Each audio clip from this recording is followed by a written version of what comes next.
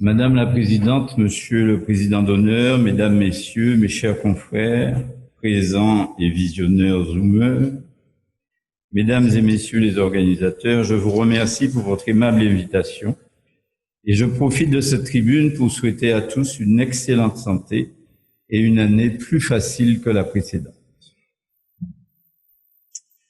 Quand Madame la Présidente m'a sollicité pour reparler aux membres de l'AMSES du cycle entérohépatique d'Essel-Bilière, présentation que j'avais faite au club médical de l'hôpital Kaiser Beckman en 2019,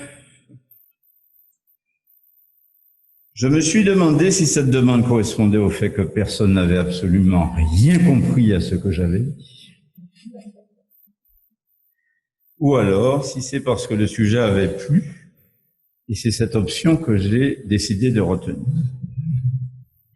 Quand j'ai appris que je disposais de 40 minutes, je me suis dit que l'occasion était trop belle pour ne pas élargir le sujet et l'intitulé est devenu « Chlordécone et foie », car il y a beaucoup de choses à dire sur la relation entre le foie et ce toxique, véritable scandale sanitaire et environnemental pour citer quelqu'un. Josiane vous a... Alors, il m'a été remis un instrument, c'est absolument pas comme ça.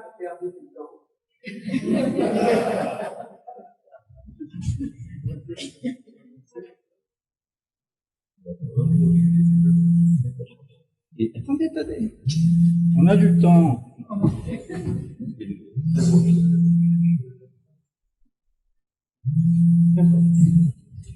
Je ne vais pas vous refaire l'historique, Josiane a déjà tout dit. Je veux simplement vous situer la ville de Poel. Pardon, donc je fais exactement comme Josiane. C'est pas facile, hein, Josiane?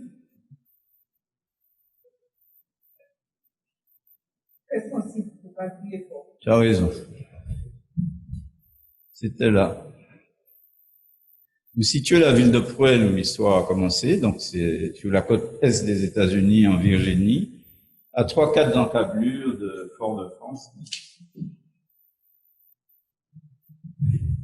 Et puis vous présentez aussi la bébête par où l'histoire a commencé.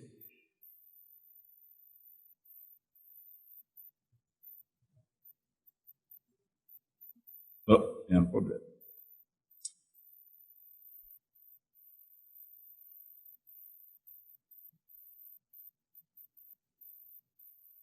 J'avais prévu une superposition de 3 images, celle des larves du charançon noir du bananier, la bête adulte qui est derrière, et ici les galeries qu'elle creuse dans le tronc du bananier et qui entraînent la mort du corps.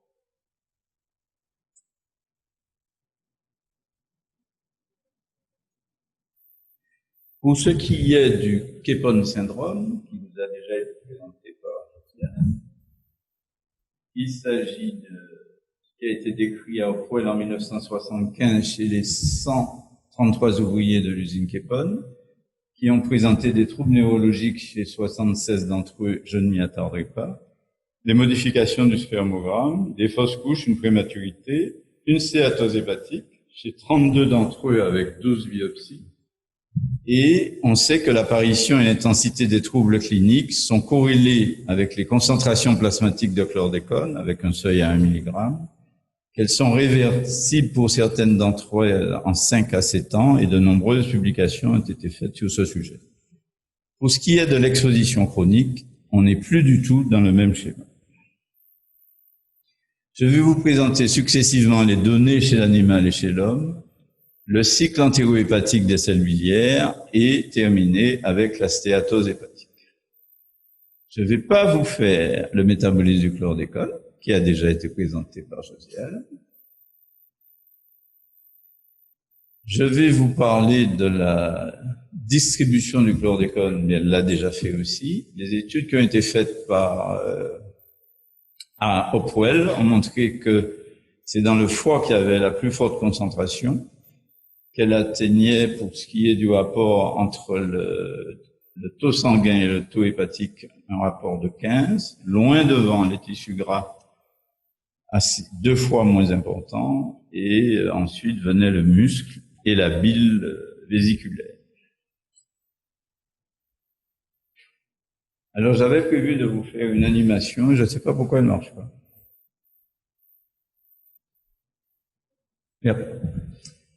La toxicité hépatique chez l'animal, il est dit dans plusieurs papiers qu'il n'y a pas d'hépatotoxicité directe, mais d'autres documents semblent montrer le contraire. En tout cas, ce qui est certain, c'est que la chlordécone amplifie gravement, dans un rapport de 1 à 67, les effets hépatotoxiques du tétrachlorure de carbone, du chloroforme, du dichlorométhane. Que l'exposition chronique favorise le cancer du foie chez la souris et chez le rat, que le chlordécone perturbe la composition des composés anioniques de la bile et la cholérèse et qu'elle provoque une hépatomégalie, des lésions focales de nécrose pour des doses supérieures à 0,5 mg par kilo par jour, des perturbations mitochondriales, une stéatose hépatique et une prolifération du réticulum endoplasmique. Chez l'homme, on observe les mêmes perturbations que chez l'animal, c'est-à-dire l'hépatomégalie, les lésions focales de nécrose, les perturbations mitochondriales, la stéatose et une prolifération du réticulum endoplasmique. Une étude épidémiologique a été lancée en Guadeloupe, elle s'appelle Hépatochlore, et elle étudie l'influence des expositions au chlordécone chez les populations antillaises sur l'évolution des hépatites chroniques actives, qu'elles soient liées à l'alcool ou au virus des hépatites B et hépatite C. Les résultats sont très attendus parce que cette étude est particulièrement intéressante sur le plan clinique pour nous. Voilà pour les données chez l'homme et chez l'animal. Le cycle entérohépatique des selles biliaires. Je ne vais pas vous faire l'injure de vous rappeler l'anatomie de base du tube digestif, mais sachez que la chlordécone est absorbée principalement par voie intestinale. Après une ingestion, elle traverse le tube digestif jusqu'au grêle où elle est réabsorbée et ramenée par le système porte, sur lequel je vais m'étendre un peu plus, vers le foie, avant une excrétion biliaire, et le fameux cycle entérohépatique va ramener tout ceci vers le foie. On va passer un petit peu de temps sur le système porte pour mieux comprendre ce qui se passe. Le schéma classique de la vascularisation, c'est que pour un organe quelconque, un muscle par exemple, il reçoit du sang artériel, des échanges se font au niveau capillaire et les résultats de ces échanges et du métabolisme ramènent par des veines les métabolites et un sang moins oxygéné vers le cœur. Ça, c'est le schéma global et très général. Au niveau du foie, c'est un petit peu plus compliqué parce que cet organe reçoit à la fois du sang artériel en rouge à partir de l'artère hépatique qui naît de l'aorte, mais il reçoit aussi du sang veineux. C'est pas banal. En général, pour les organes de base, pas aussi sophistiqués que le foie, c'est de ces organes que repart le sang veineux vers le cœur droit. Lui, il reçoit du sang veineux à partir de des veines mésentériques supérieures et inférieures, la veine mésentérique inférieure, la veine mésentérique supérieure, qui, avec la veine phlénique, forme ce qu'on appelle le tronc-porte, en violet, qui, dans le foie, se divise en branches supérieures, inférieures, etc. Après, il y a des échanges au niveau des capillaires, ce que j'avais nommé capillaires pour le muscle, qui sont des sinusoïdes hépatiques, et repart de ces échanges un sang veineux, ici le trait n'est pas très visible, qui retourne par les veines sus-hépatiques vers la veine cave inférieure. Donc, le chlordécone va arriver au foie par le système porte, à partir des veines mésentériques inférieures et supérieures issues de l'intestin, pour ensuite être métabolisé à l'intérieur du foie. Je ne résiste pas à l'envie de vous présenter ce schéma, qui est celui du cycle entérohépatique des selles biliaires. Et une fois que vous l'aurez assimilé, ça peut prendre un certain temps, vous aurez tout compris. Comme c'est grâce à ça que j'ai pu revenir, alors je vous le représente.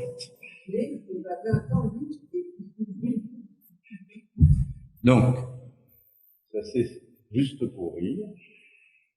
En fait, on va faire beaucoup plus simple. On part du cholestérol, pour lequel il y a un apport endogène d'1 gramme par jour, en bas à gauche, une synthèse endogène par l'intestin, le foie, 1 gramme par jour aussi, et ce cholestérol va servir dans l'organisme à la constitution des membranes biologiques, à la synthèse d'hormones stéroïdiennes, de la vitamine D et des sels biliaires, dont nous allons reparler.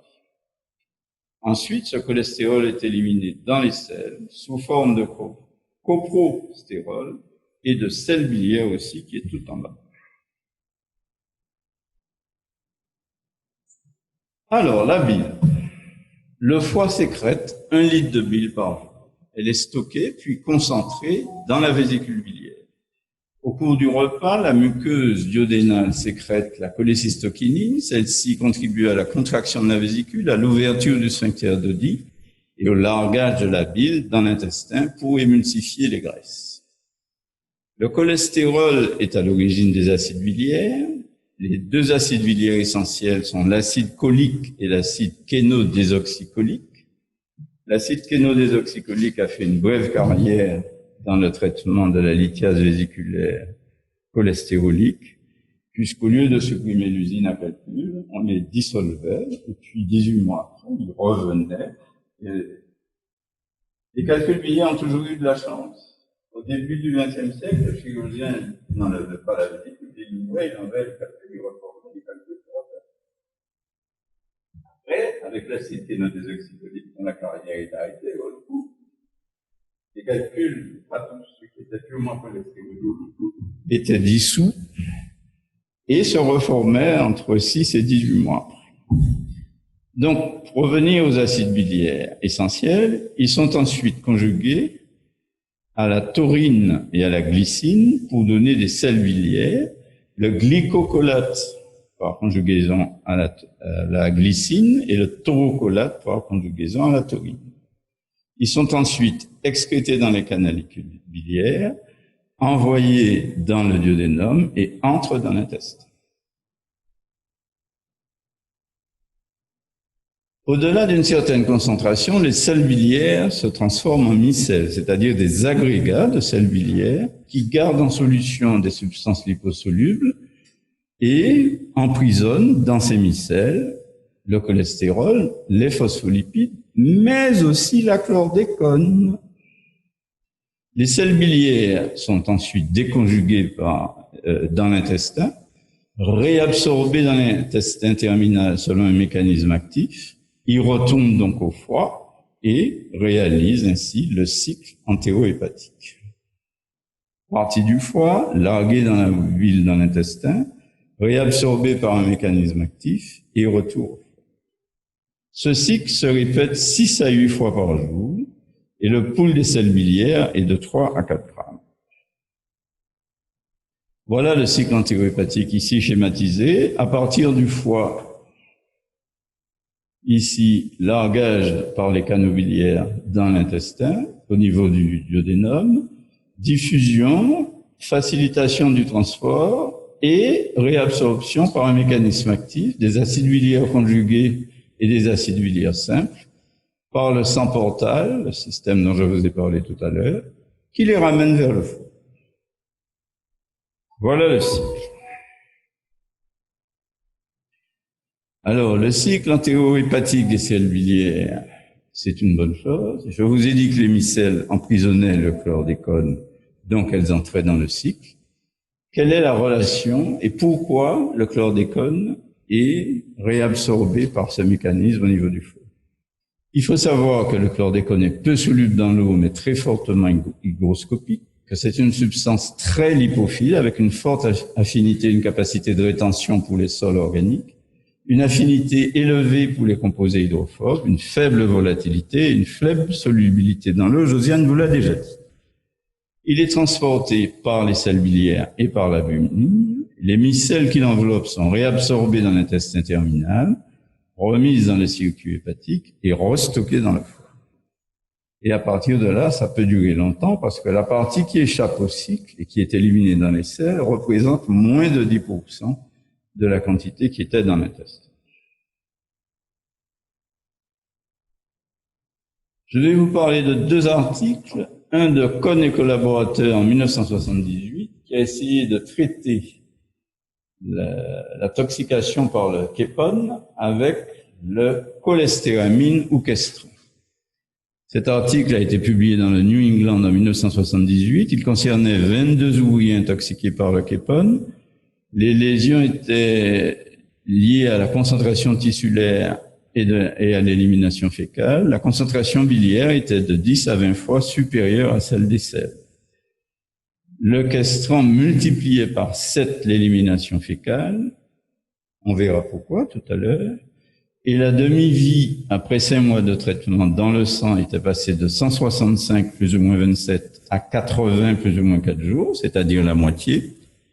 La demi-vie dans les graisses était passée de 125, 97, avec une fourchette entre 97 et 177, à 64, avec un P inférieur à 0,005 pour le sang et à 0,05 pour les graisses. Un autre papier par Guzelian et collaborateurs en 1981 a révélé que chez les ouvriers intoxiqués de poêle, il y avait des concentrations élevées de chlordécone dans le sang, les graisses et le foie, on le savait, qu'une tentative de plasmaphérèse chez un patient a été couronnée de succès, mais une tentative d'hémoperfusion n'a pas marché. Parce qu'il y avait une liaison forte entre le chlordécone et les protéines plasmatiques. Donc, chez un patient qui avait eu une dérivation biliaire, il a été mis en évidence que la concentration avait quand même diminué dans le sang et dans les selles, ce qui laissait penser qu'il y avait un autre mécanisme, mais les études n'ont pas été poursuivies. Il faut dire qu'à partir du moment où le produit a été interdit aux États-Unis, les travaux sur le sujet n'ont plus beaucoup intéressé les Américains. Alors, qu'est-ce que c'est que ce fameux questron? C'est une résine basique synthétique, échangeuse d'un ion chlore contre un acide biliaire. Il n'y a pas de métabolisme ni de transformation du questron dans l'intestin.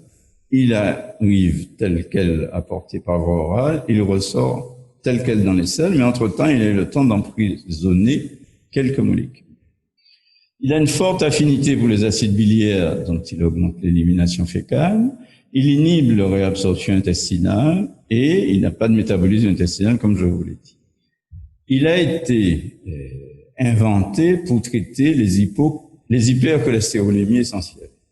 On va trouver dans quelques papiers qu'il a été inventé pour lutter contre l'intoxication par le chlordécone. Ce n'est pas vrai.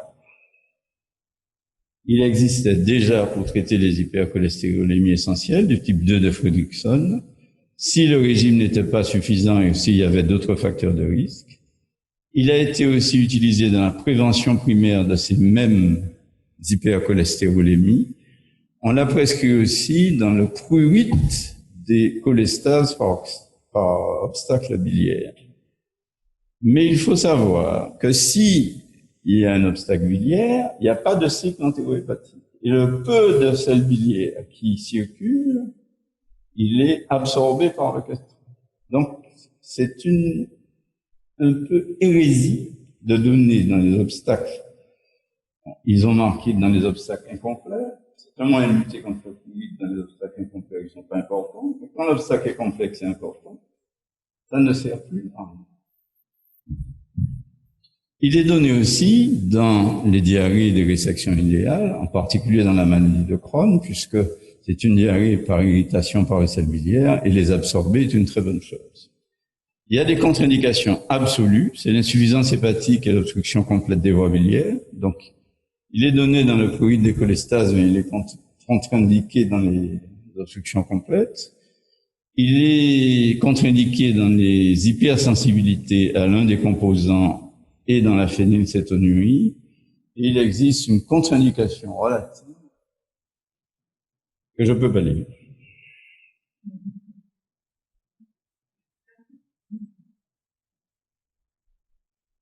C'est les contre-indications relatives, c'est la constipation chronique et les gens à qui on donne des acides biliaires, à qui on donnait des acides biliaires pour les calculs, mais ça c'est fini. Précaution d'emploi, s'il y a un traitement prolongé à forte dose, comme il réabsorbe les lipides, il réabsorbe les vitamines liposolubles, A, D, E, K, on a décrit des réductions de la folatémie chez certains patients, exceptionnellement.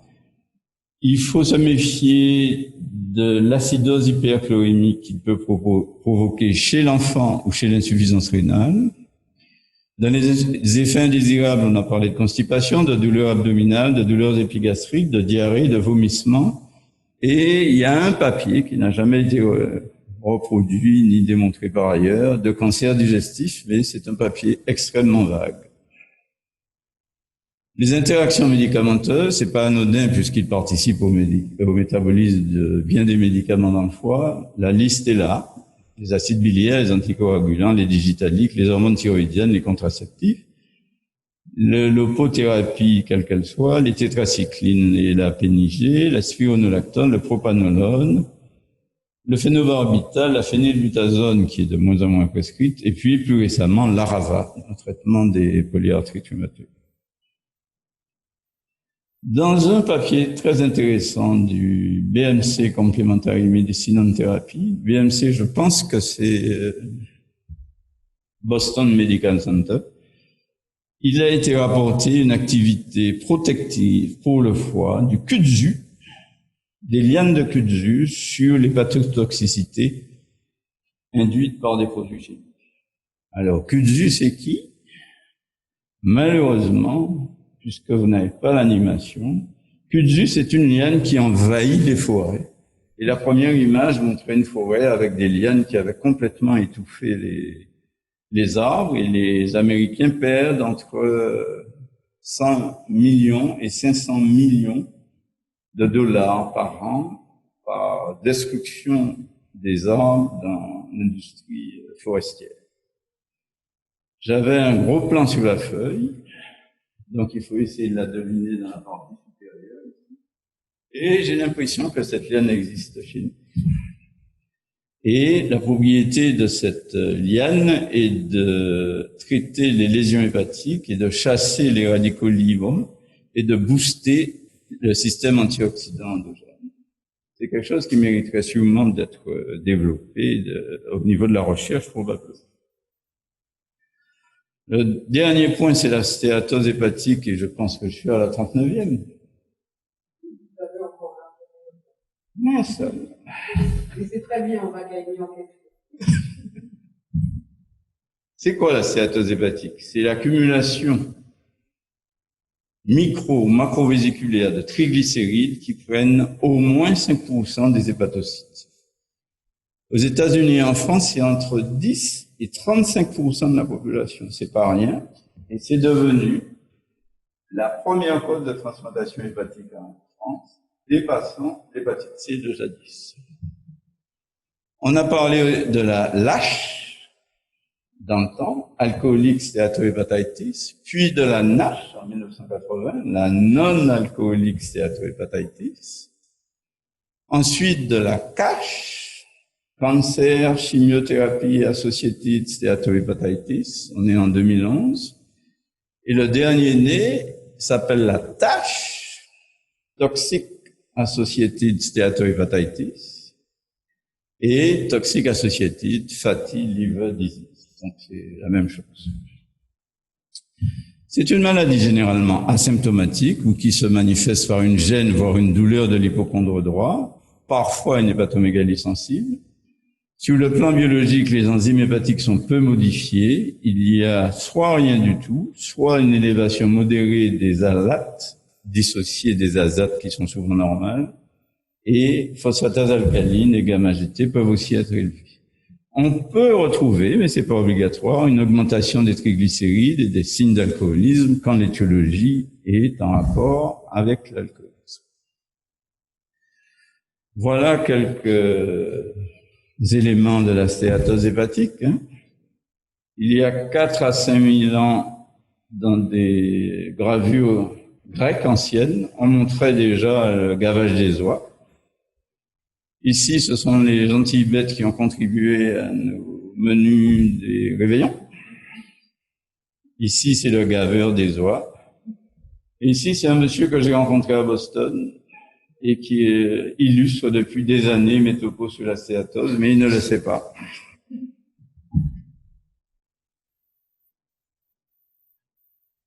Autre papier, celui-ci concerne les stéatohépatites associées aux toxiques. C'est les taches toxicantes associées à stéatohépatites.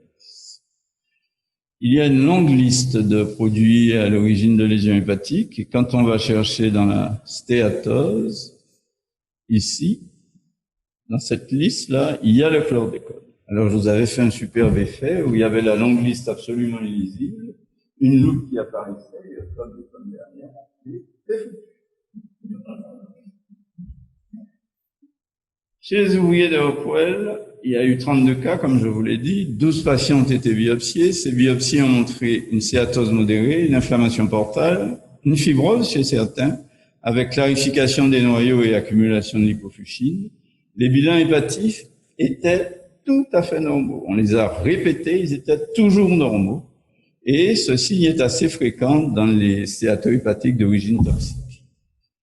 Le mécanisme est inconnu, mais on sait que le chlordécone est un inducteur enzymatique, en particulier pour le cytochrome P450.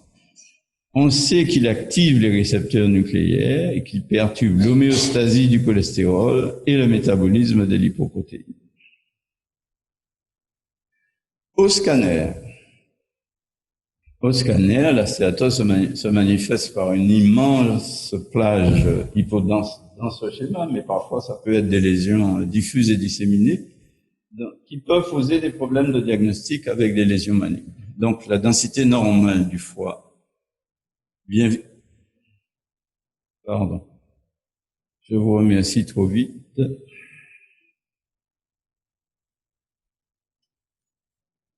La densité normale du foie bien visible sur le lobe gauche, non, rien à faire. Appuyer sur le côté, il faut appuyer sur le rouge. Oui, oui, voir le rouge. C'est ça, on avance. Et le rouge dit que c'est la densité normale du foie, ici un petit bout de rate, et que toute cette zone hypodense, c'est une large plage de stéatose hépatique.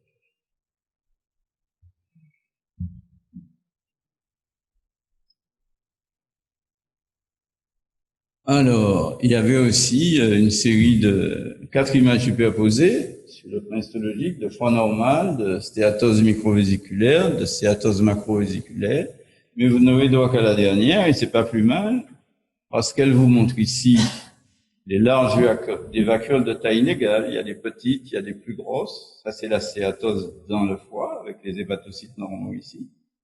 Et puis, l'avantage de cette plaque, c'est que, avec la coloration de trichrome de Masson, on voit déjà s'amorcer ce qui va devenir un jour un nodule de régénération signant la cirrhose. Alors, si de là n'a pas de veneur retenue que le fait que ça peut mener à la cirrhose, c'est pas plus mal. Alors, ce qui m'embête, c'est que vous savez que c'est fini. Donc, on va prendre son temps ici. Merci, madame. À partir du foie normal à gauche,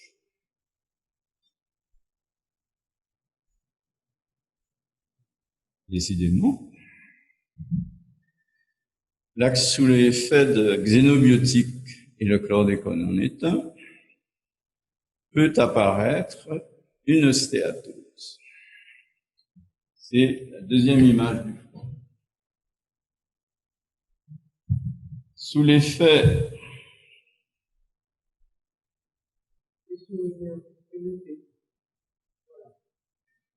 Oui. Et quand j'appuie trop fort, ça déclenche aussi autre chose. Voilà.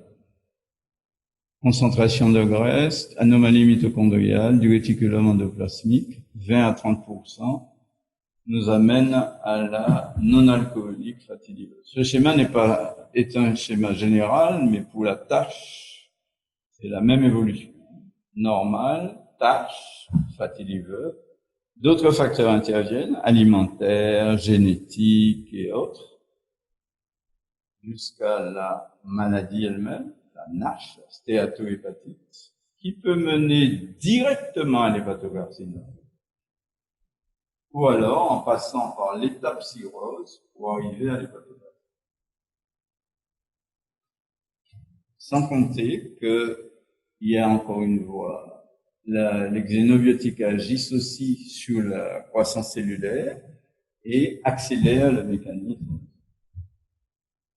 Malheureusement, nous sommes sur le même schéma que la prostate, où on vous dira oui, vous avez la stéatose, mais vous avez bu aussi un peu, mais vous avez un peu d'obésité, donc je ne peux pas vous assurer que c'est le chlordécone qui vous a donné la tâche. Mesdames, Messieurs, je vous remercie pour votre attention.